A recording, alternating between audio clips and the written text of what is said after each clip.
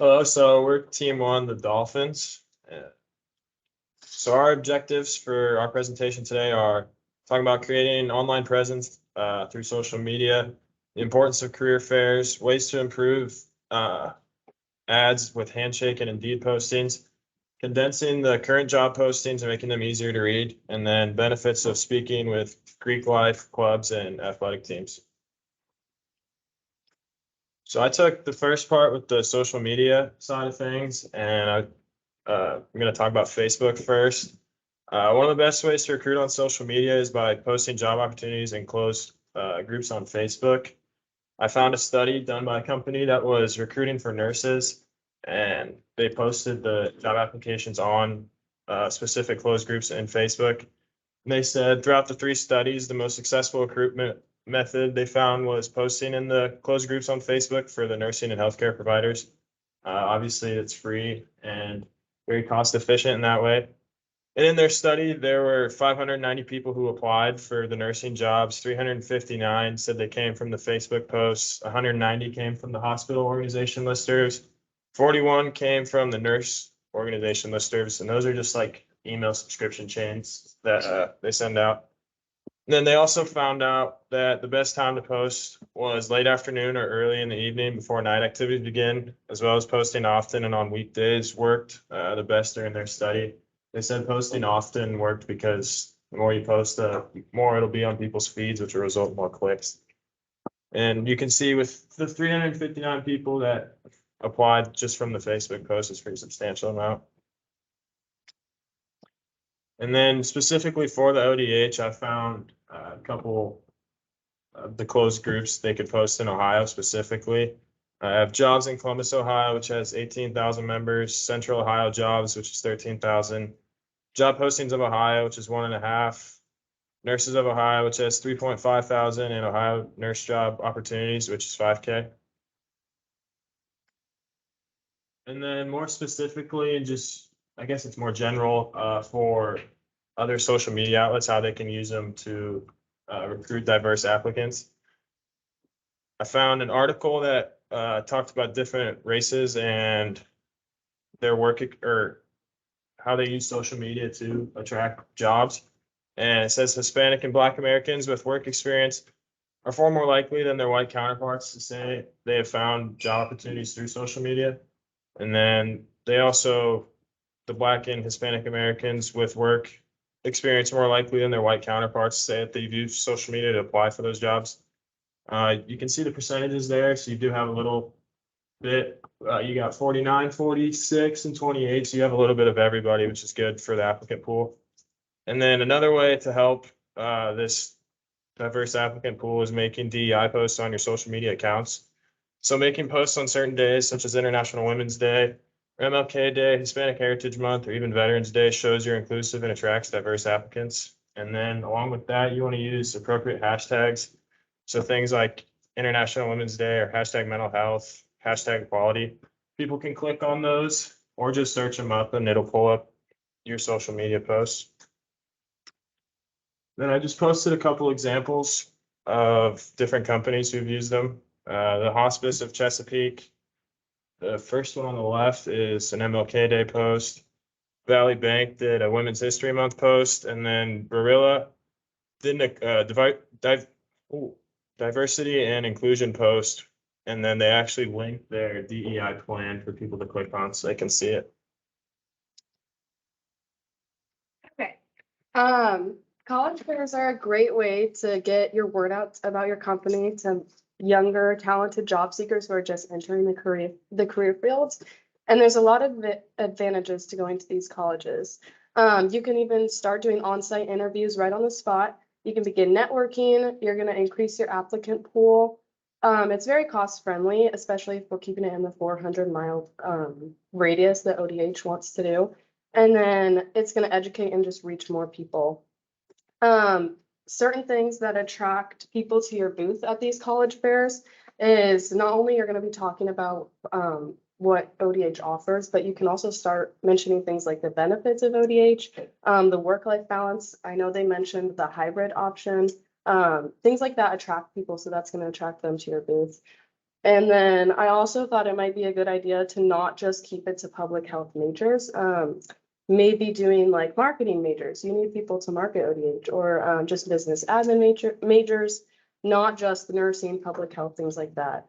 And then I also made a table of all the different colleges that I think ODH should start reaching out to: Central State University, Ohio State, Community College of Beaver County, Slippery Rock University, Kent State, and Wilberforce University.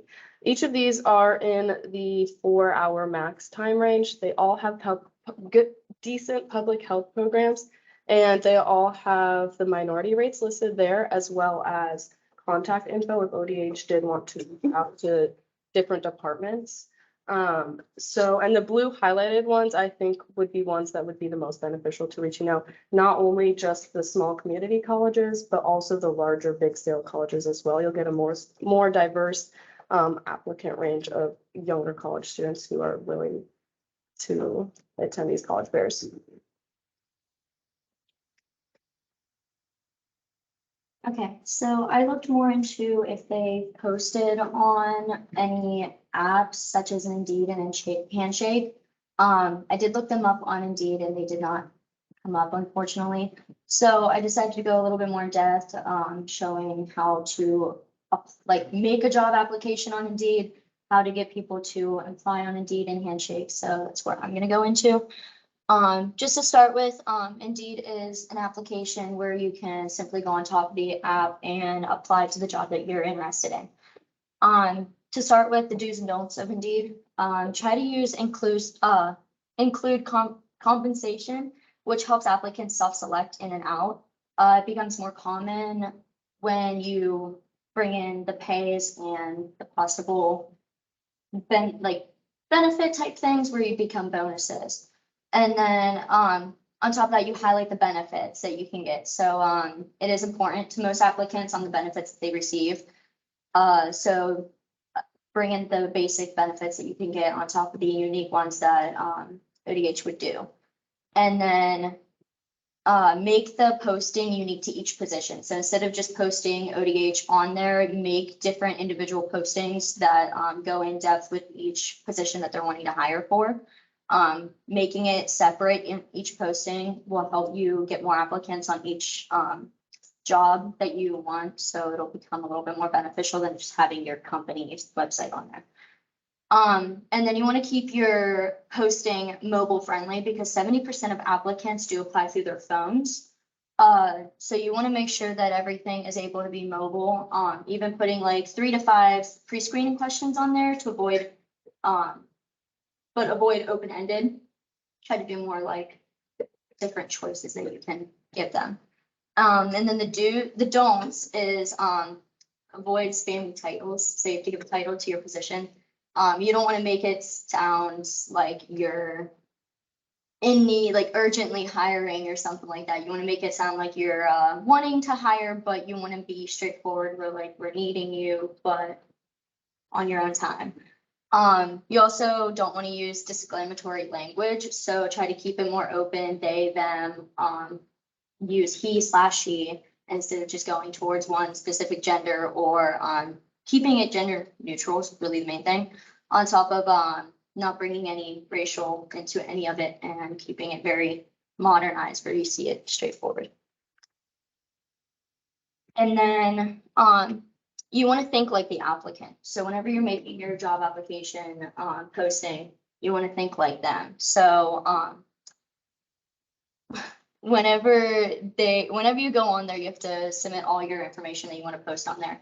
So the what and wheres. So you want to talk about the average location that you would have it. If there's multiple locations of ODH, then you want to put in all locations. So then wherever you are, then they can pick that location that they want to be in. And then the what is more of what you're going to be doing, what different things that they have in mind for those different positions. And then you want to bring in the salary and salary wage, because obviously that's like a big important thing for most applicants is what they're going to be getting paid. 24% of applicants say that they go to different jobs just because of better pay. So you want to include that. On top of that, identify the job type and the shift information. So most applicants don't want to get a job that doesn't help their, like, in their time of life, obviously, because you have your own life and then you want to add work into that. So involving such like flexibility, like night shifts, flexibility times, everything like that, you want to include it because being able to improve everybody's, I'm not explaining this well, oh my god. But you get the idea, it's pretty much just the shift information that you have for division. And then you want to add the requirements, so you want to keep it a little bit lower down, you don't want to go too high in requirements, you want to keep it more what you would like more than what you need. So go for maybe possible GPA and classes that they might be taking in college, because they're going to be coming right out of college, obviously. So they're not going to have a lot of experience. I couldn't think of the word. And then on top of that, the screening questions again, keeping it very short, don't have open-ended questions, being able to allow them to self-qualify themselves. The next thing is tips on getting a diversity, which they have, Indeed has a way of doing a diversity recruitment strategy. There's a sourcing aspect and then there's a screening aspect. So you want to improve your postings, which is using those details for the candidates. And then you want to seek out those diverse candidates, which is using network, encouraging the employees you already have to give out connections. And then you want to target internships because those are the future of the company. And then you also want to include the policies that you have and include your actual candidates into the policies that you are providing. So using every aspect and using it to your advantage is a very big thing. So try to use every aspect of that and put it into sourcing it into diversity. And then the screening of it, you could do blinding resumes, which is where you can just black out their date of birth, their gender, what their name is, stuff like that. So it just gives you just the required, like what they are giving you instead of who they are. And then you can also do the blind interviews. Obviously, an in-person interview you can't do unless you put a screen in front of them. So you don't want to do that. Do more of like a interview questionnaire where it's like a paper form and they answer questions, and then you also have them not do personal information. You do where it's all of your information that you have experience on and stuff like that. So then the person that's hiring will only see that, not who they are. And then going into Handshake, which they do not have a Handshake profile at all. It's pretty newer thing. I know JU does it, which is a very helpful thing. So just how to post on there is there's a whole application process where you can type in your information and all fields are required. They don't give you an option to those fields. So you want to give all those multiple locations again, allow them managing posting to efficiently and prevent having multiple postings. And then when you choose the major category, you want to keep the categories to the specific. So like for ODA, it would be nursing, it would be doctorate, it would be stuff like that. You wouldn't want to go complete opposite where they're engineering majors. It's not going to be helpful. So you want to keep it very detailed when it comes to their majors. And then also providing their school years. So keeping your applicant pool open, allowing them to be different types of years in college. So they can be a graduate, they could be an undergraduate. Keeping that open will give you more opportunities for that. And then next is 5 tips on improving the job description. You want to use relevant job titles like I've already talked about. And then you want to focus on the skills, not the experience. You want to write inclusive language, remove loosen requirements, and then state comprehensive benefits like I've already stated before. And then also the diversity, they have, Handshake actually has a expert for their team. So you can make your own team or you can contact them to bring in the diversity team to help you open up your candidate pool for that. Okay, so the last thing we're gonna talk about is the importance of having like conferences or guest speakers come to sororities and fraternity chapter meetings. I think this would be very beneficial when trying to potentially hire young and involved students. Sororities are a great place to bring guest speakers from the health department, especially because 58% of women in college are either public health or nursing majors. So this is gonna help increase your pool of applicants. Another issue is that they're having this keeping their company diverse, and another reason why sororities and fraternities would be good is because most have DEI committees, which ensure that they're doing their best to be as diverse as possible, as well for both men's and women's athletic teams. Being athletes, they obviously are taking care of their health, they're making sure they're working out and eating properly. So this is a good place because they're going to be interested in going down this career path. And this is our references. Okay.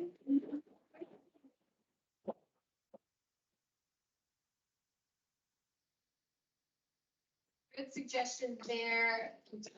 Go on Indeed and Handshake, so that'll be good to provide in our overall document. And, you mentioned Handshake has some kind of diversity liaison, people who can help them make a diversity plan. So if we have any information again on the costs on that, I think that's a great thing to include if we can get that data. But if not, otherwise it's still good information for them to have. I think the social media stuff, you guys are right on point with. It'll open them up to a broader array of. All right, thank you. We got the dogs.